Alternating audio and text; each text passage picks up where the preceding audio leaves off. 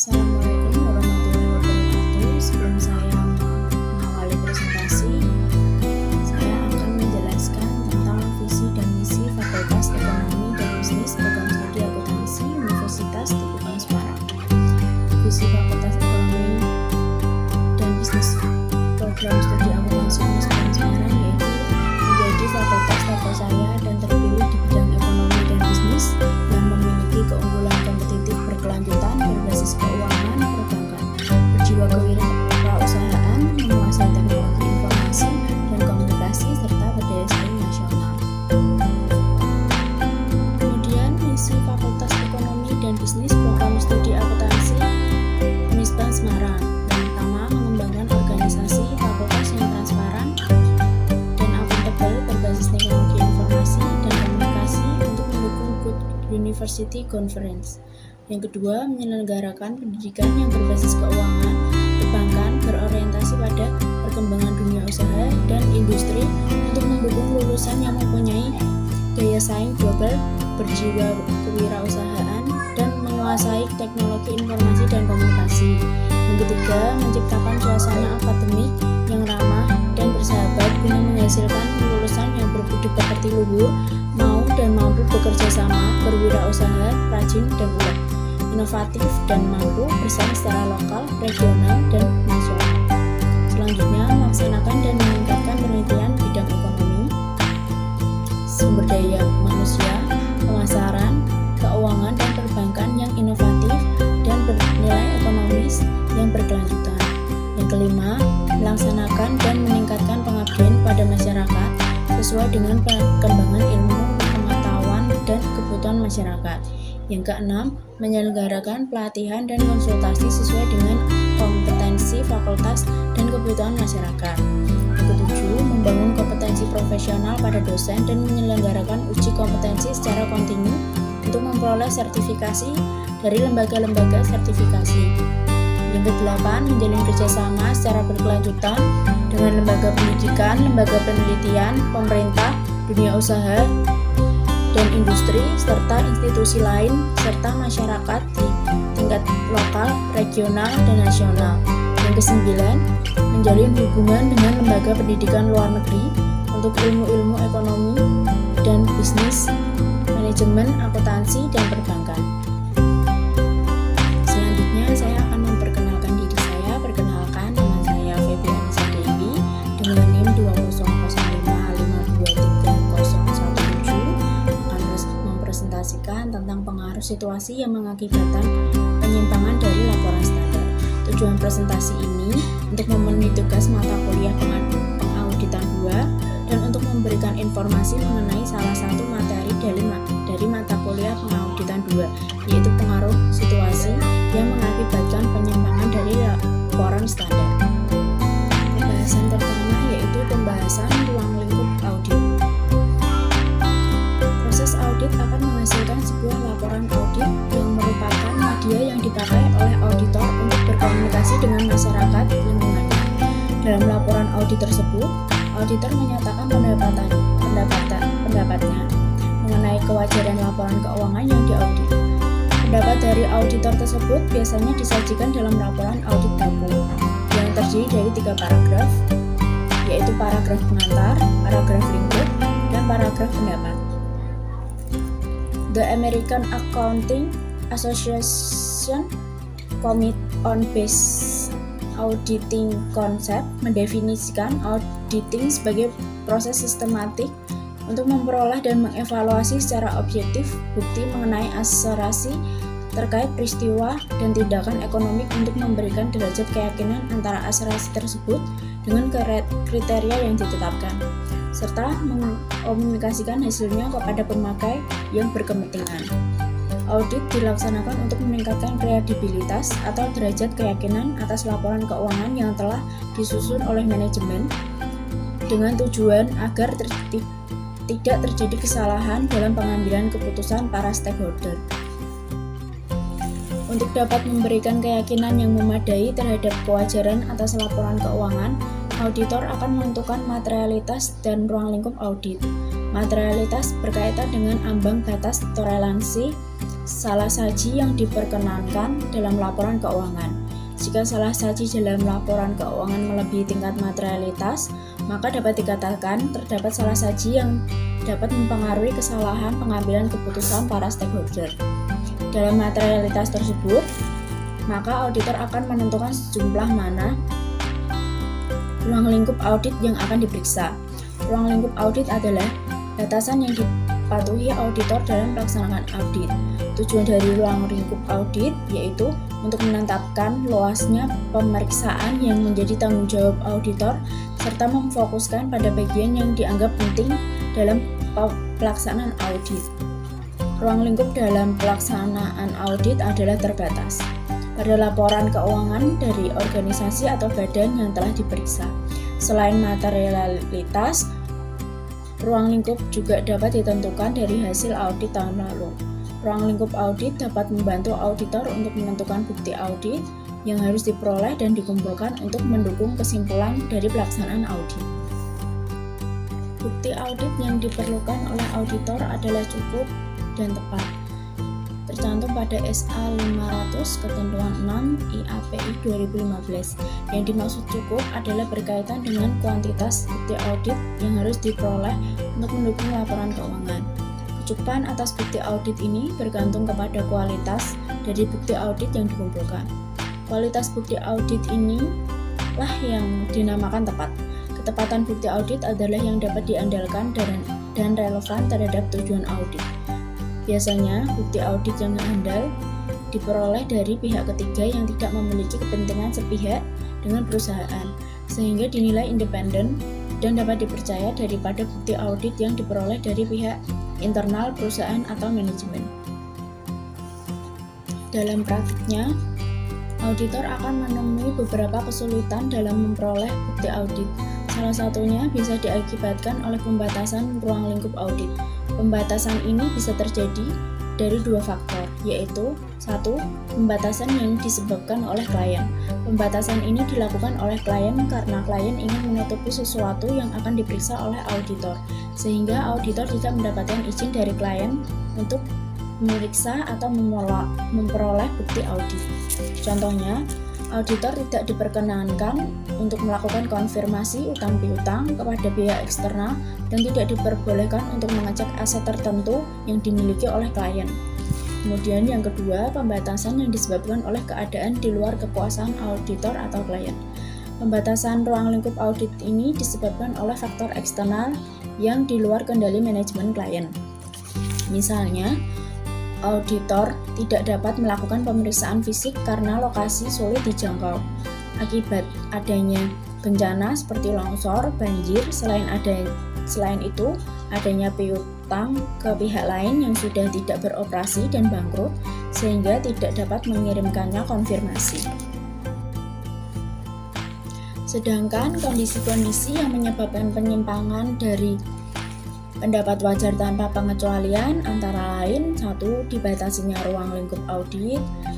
Yang kedua, laporan keuangan tidak sesuai dengan prinsip-prinsip akuntansi berterima umum. Yang ketiga, auditor tidak independen. Yang keempat, tidak ada konsistensi. Yang kelima, tidak kepastian yang material. Yang keenam, keraguan atas going concern. Yang ketujuh, setuju dengan penyimpangan dari prinsip akuntansi berterima umum. Yang kedelapan, penekanan atas sesuatu yang spesifik tentang laporan keuangan yang diaudit. Yang ke-9, laporan yang melibatkan auditor lain. Yang kedua adalah pendapat wajar tanpa pengecualian dengan bahasa penjelas.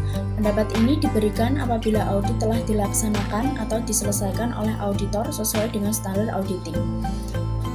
Penyajian laporan keuangan sesuai dengan prinsip akuntansi berterima umum, tetapi terdapat keadaan atau kondisi tertentu yang memerlukan penjelasan. Tapi laporan keuangan tetap menyajikan secara wajar posisi keuangan dan hasil usaha perusahaan. Apabila terdapat hal-hal yang memerlukan penjelasan, auditor dapat menerbitkan laporan audit baku ditambah dengan bahasa penjelasan. Paragraf penjelasan dicantumkan setelah paragraf pendapat. Kondisi atau keadaan yang memerlukan bahasa penjelasan tambahan antara lain sebagai berikut. Yang pertama, pendapat auditor sebagian didasarkan atas laporan auditor independen lain. Yang kedua, adanya penyimpangan dari prinsip akuntansi yang ditetapkan oleh profesi atau pihak yang berwenang. Yang ketiga, laporan keuangan dipengaruhi oleh ketidakpastian yang material. Yang keempat, auditor meragukan kemampuan satuan usaha dalam mempertahankan kelangsungan hidupnya. Yang kelima, auditor memerlukan atau menemukan adanya sesuatu perubahan material dalam penggunaan prinsip dan metode akuntansi. Dalam keadaan tertentu, auditor mungkin mempunyai keinginan untuk menekankan hal-hal yang tertentu terhadap laporan keuangan. Meskipun auditor bermaksud untuk menyatakan pendapat wajar tanpa pengecualian, informasi penjelasan tersebut harus dicantumkan dalam paragraf terpisah di laporan audit. Beberapa contoh informasi penjelasan yang mungkin dinyatakan auditor dalam laporan auditnya sebagai penekanan suatu hal, yaitu yang pertama, adanya transaksi antar pihak yang melakukan hubungan istimewa. Yang kedua, peristiwa penting terjadi setelah tanggal neraca. Yang ketiga, deskripsi masalah-masalah akuntansi yang berdampak terhadap daya banding laporan keuangan tahun lalu. Yang keempat, ketidakpastian material yang diungkapkan dalam catatan kaki. Yang ketiga, pendapat wajar dengan pengecualian. Dengan pendapat ini, auditor menyatakan bahwa laporan keuangan disajikan secara wajar dalam semua hal, material, posisi keuangan, hasil usaha, dan arus kas entitas sesuai dengan prinsip akuntansi berterima umum, kecuali untuk dampak hal yang dikecualikan.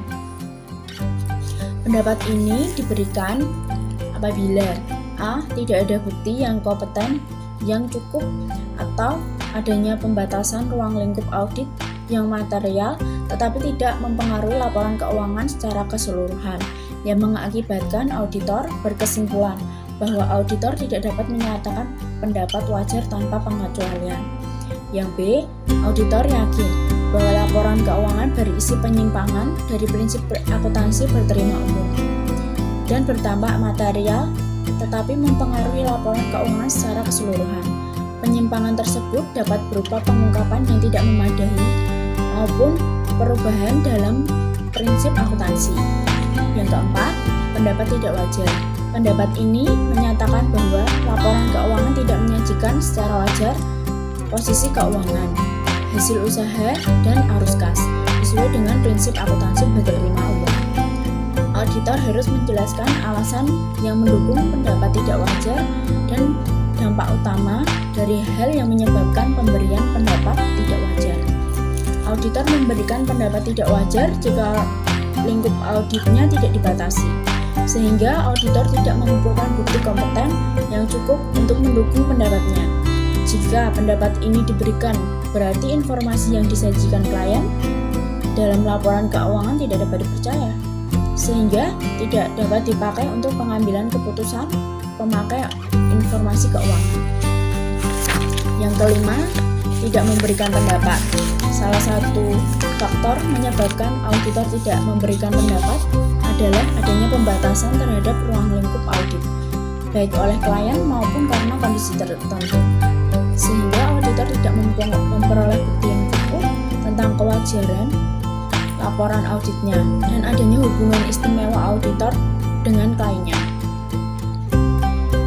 Pernyataan auditor tidak memberikan pendapat ini dapat diberikan apabila auditor yakin bahwa terdapat penyimpangan yang material dari prinsip akuntansi berterima umum. Auditor harus menyatakan alasan mengapa auditnya tidak berstandar yang ditetapkan oleh otoritas yang berwenang. Apabila auditor menyatakan tidak memberikan pendapat atau pendapat tidak wajar atas laporan keuangan secara keseluruhan, maka auditor boleh memberikan pendapat tidak penuh, yaitu pendapat atas unsur tertentu dalam laporan keuangan. Selanjutnya, ketidaksesuaian laporan klien dengan standar akuntansi keuangan.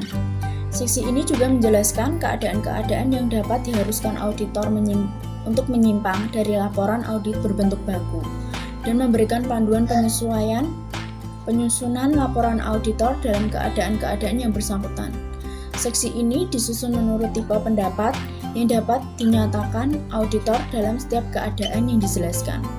Bagian ini menjelaskan berbagai tipe pendapat auditor. Tipe pendapat auditor yang pertama, pendapat wajar tanpa pengecualian.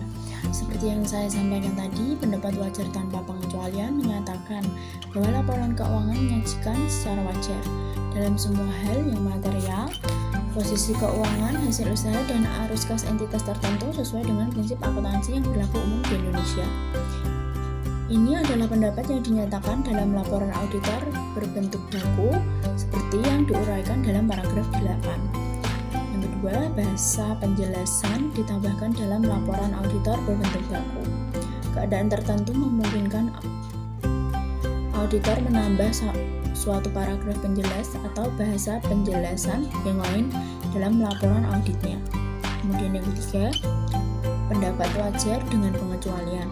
Pendapat wajar dengan pengecualian menyatakan bahwa laporan keuangan menyajikan secara wajar dalam semua hal material, posisi keuangan, hasil usaha, dan arus kas entitas tertentu sesuai dengan prinsip akuntansi yang berlaku di Indonesia, kecuali untuk dampak hal-hal yang berhubungan dengan yang dikecualikan. Yang keempat, pendapat tidak wajar. Pendapat tidak wajar menyatakan bahwa laporan keuangan tidak menyajikan secara wajar posisi keuangan, hasil usaha, dan arus kas entitas suatu sesuai dengan prinsip akuntansi yang berlaku di Indonesia. Yang kelima, pernyataan tidak memberikan pendapat. Pernyataan tidak memberikan pendapat menyatakan bahwa auditor tidak menyatakan pendapat atas laporan keuangan. Aturan 203 atau Aturan Etika Kompartemen Akuntan Publik Seksi 203. Aturan 203 menyatakan berikut ini: anggota kompartemen akuntan publik atau KAP tidak diperkenankan A. menyatakan pendapatan atau memberikan penegasan bahwa laporan keuangan atau data keuangan lain suatu entitas disajikan sesuai dengan prinsip akuntansi yang berlaku umum di Indonesia, atau B. menyatakan bahwa ia tidak menemukan perlunya modifikasi material yang harus dilakukan terhadap laporan atau data tersebut agar sesuai dengan prinsip akuntansi yang berlaku. Apabila laporan tersebut memuat penyimpangan yang berdampak material terhadap laporan keuangan atau data secara keseluruhan dari prinsip akuntansi yang ditetapkan oleh Badan Pengatur Standar yang ditetapkan oleh IAI. Dalam keadaan luar biasa, laporan atau data mungkin memuat penyimpangan seperti tersebut di atas. Laporan kondisi tersebut, anggota KAP dapat tetap mematuhi ketentuan dalam butir ini selama anggota KAP dapat menunjukkan bahwa laporan atau data akan menyesatkan apabila tidak memuat penyimpangan seperti itu. Dengan cara mengungkapkannya, penyimpangan dan estimasi dampaknya bila praktis untuk dilaksanakan, serta alasan mengapa kepatuhan atas prinsip akuntansi yang berlaku umum di Indonesia akan menghasilkan laporan yang menyesatkan. Apabila keadaan seperti dimaksudkan pada paragraf 14 timbul, maka laporan auditor harus menyantumkan informasi mengenai hal tersebut dalam paragraf terpisah. Dalam situasi seperti itu, sudah semestinya bagi auditor untuk menyatakan pendapat wajar tanpa pengecualian berkaitan dengan kesesuaian laporan keuangan dengan prinsip akuntansi yang berlaku umum di Indonesia, kecuali jika terdapat alasan lain untuk tidak melakukan hal itu yang berkaitan dengan penyimpangan dari prinsip akuntansi yang telah diumumkan berlaku. Ketidakkonsistenan. Laporan auditor bentuk baku secara tersirat menyatakan bahwa auditor puas daya banding laporan keuangan di antara periode-periode akuntansi tidak secara material dipengaruhi oleh perubahan dalam prinsip akuntansi, dan bahwa prinsip akuntansi tersebut telah diterapkan secara konsisten di antara dua periode atau lebih, baik karena A. tidak terjadi perubahan prinsip akuntansi, atau B. telah terjadi suatu perubahan prinsip akuntansi atau metode penerapannya, namun dampak perubahan atas daya banding laporan keuangan tidak material. Dalam hal ini, auditor tidak perlu menjelaskan konsistensinya dalam laporannya. Namun, jika terjadi perubahan prinsip akuntansi atau metode penerapannya yang mempunyai akibat material, terdapat daya saing laporan keuangan perusahaan, auditor harus menyatakan perubahan tersebut dalam paragraf penjelas di dalam laporannya. Paragraf penjelas tersebut setelah paragraf pendapat harus menunjukkan sifat perubahan dan mengacu ke catatan atas laporan keuangan yang membahas secara rinci perubahan tersebut. Persetujuan auditor terhadap suatu perubahan bersifat tersirat kecuali jika auditor mengecualikan perubahan tersebut dalam menyatakan pendapatnya mengenai kewajaran penyajian laporan keuangan sesuai dengan prinsip akuntansi yang berlaku di Indonesia. Selanjutnya, pengungkapan tidak memadai. Pendapat tidak penuh atau pernyataan pendapat atas unsur tertentu dalam laporan keuangan tidak boleh dinyatakan jika auditor menyatakan tidak memberikan pendapat atau ia menyatakan pendapat tidak wajar atas laporan keuangan secara keseluruhan karena pendapat tidak penuh. Dalam hal ini, kecenderungan menaburkan arti pernyataan tidak memberikan pendapat atau pendapat tidak wajar terhadap laporan keuangan secara keseluruhan tersebut. Di samping itu, karena adanya pembatasan terhadap ruang lingkup audit, kalimat terakhir dalam paragraf pertama laporan auditor, bentuk baku dihilangkan untuk menunjukkan bahwa karena auditor tidak dapat melaksanakan audit berdasarkan standar auditing yang ditetapkan IAI.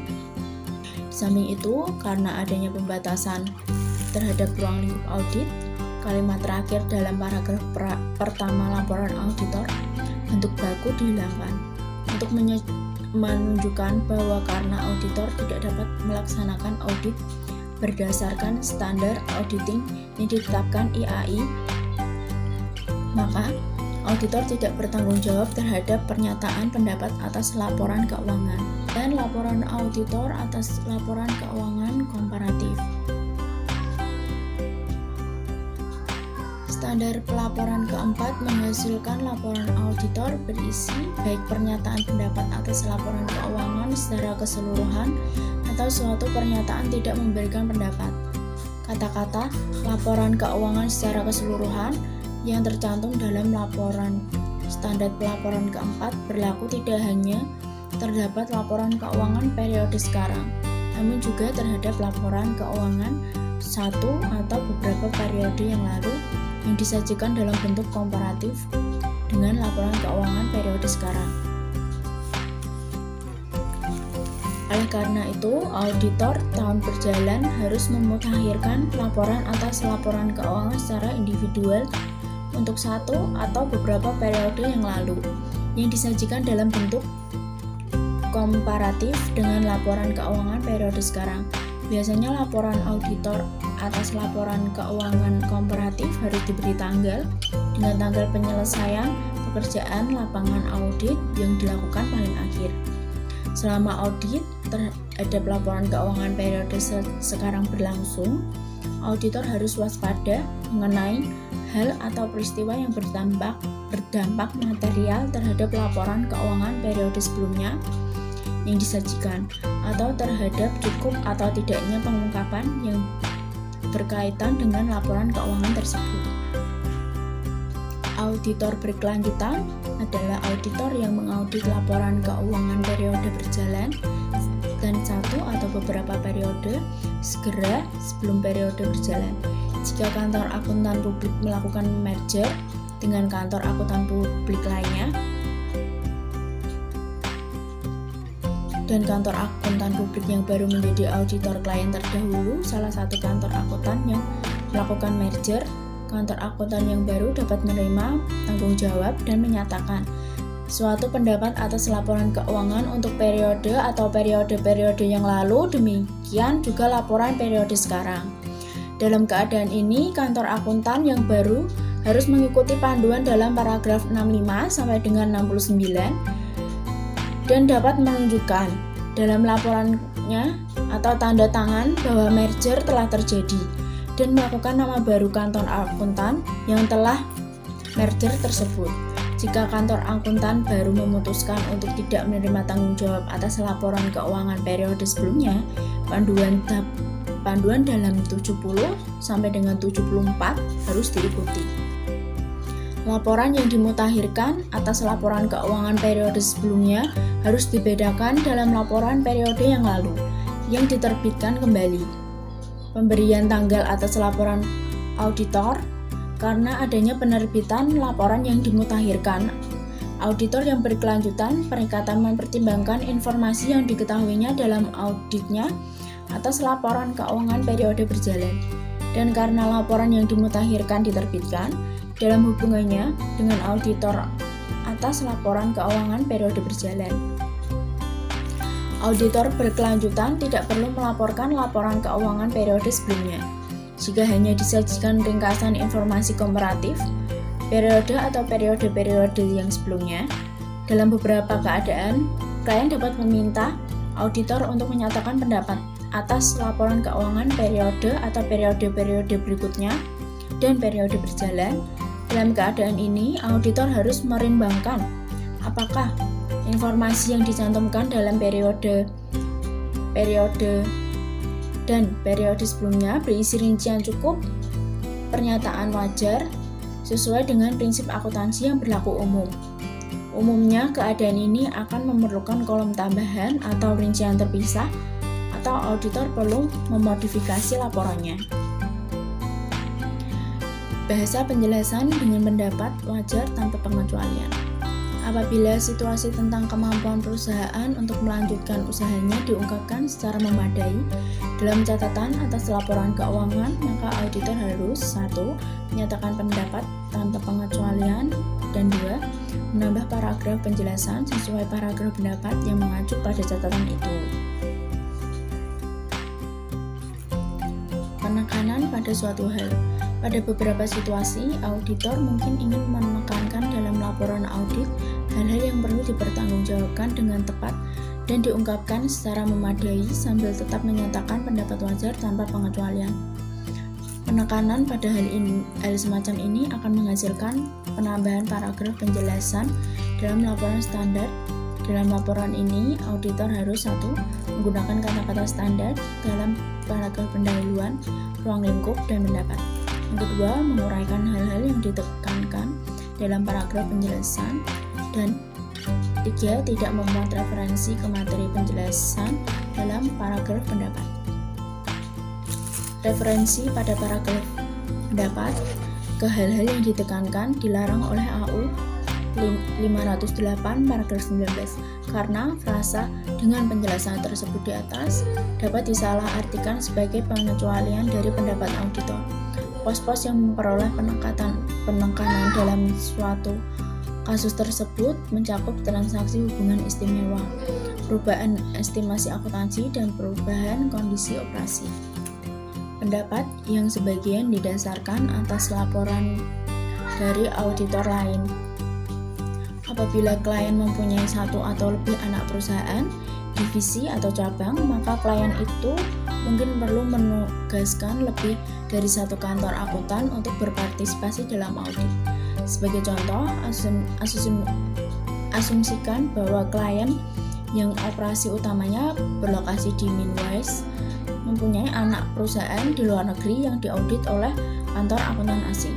Apabila 2 atau lebih kantor akuntan terlibat dalam suatu audit, maka kantor harus menjadi kantor utama.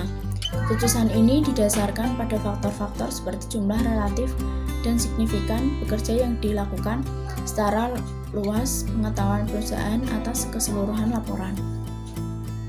Dalam contoh ini, kantor akuntan yang mengaudit operasi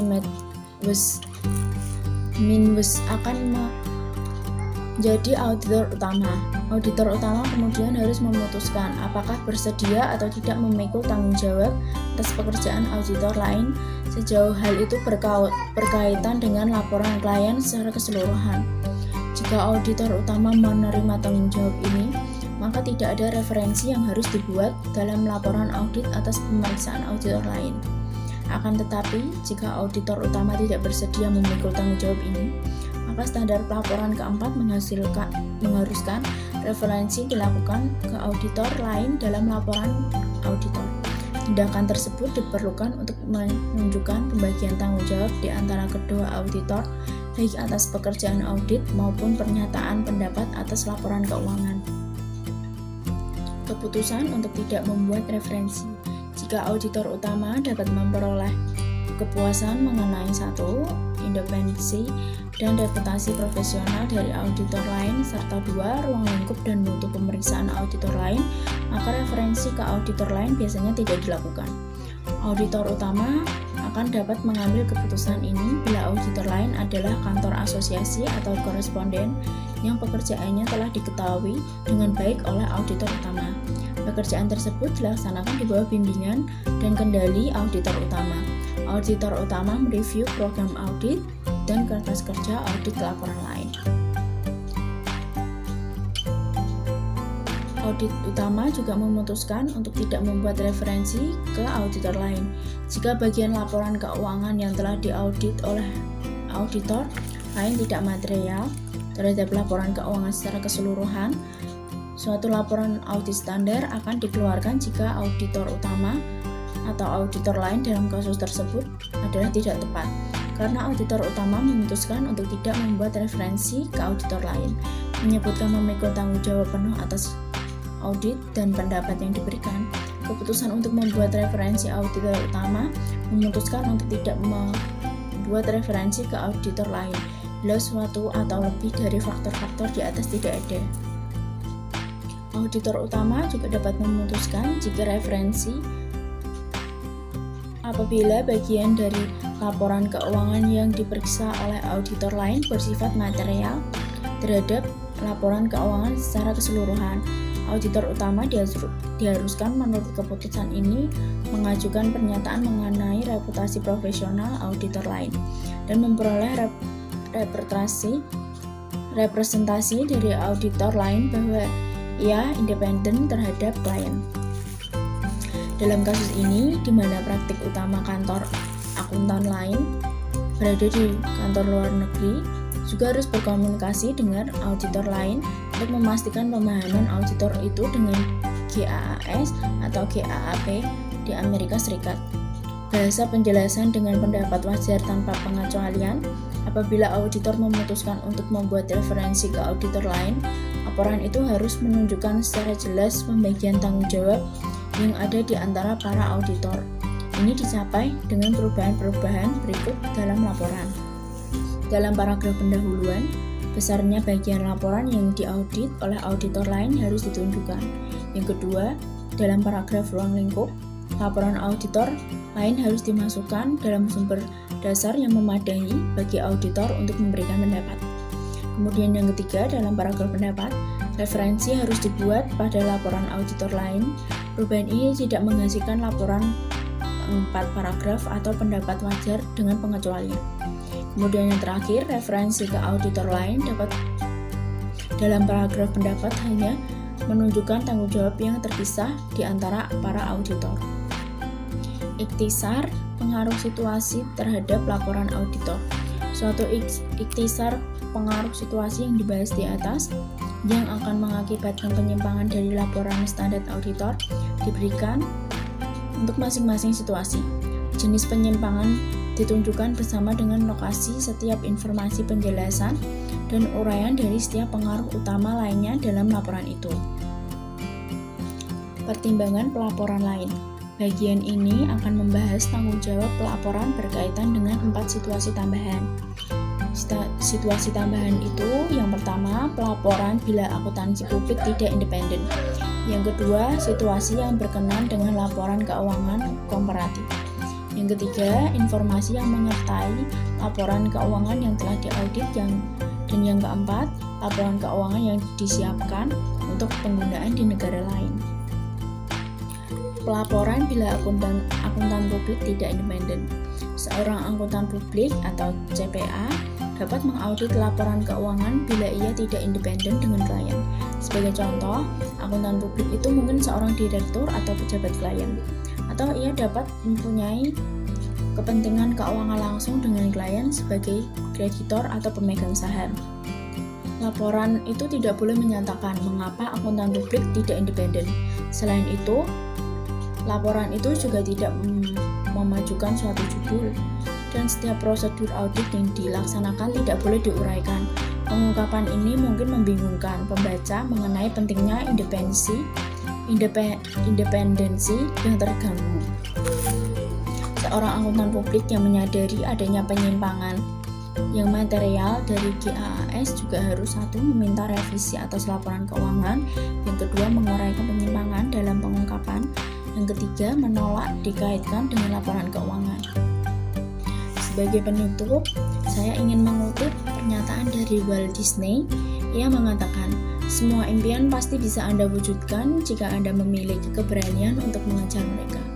Artinya, jika Anda mempunyai impian, maka genggam impiannya tersebut, yakini dan kejar. Percayalah bahwa impian Anda pasti bisa Anda wujudkan. Terima kasih, be better. Wassalamualaikum warahmatullahi wabarakatuh.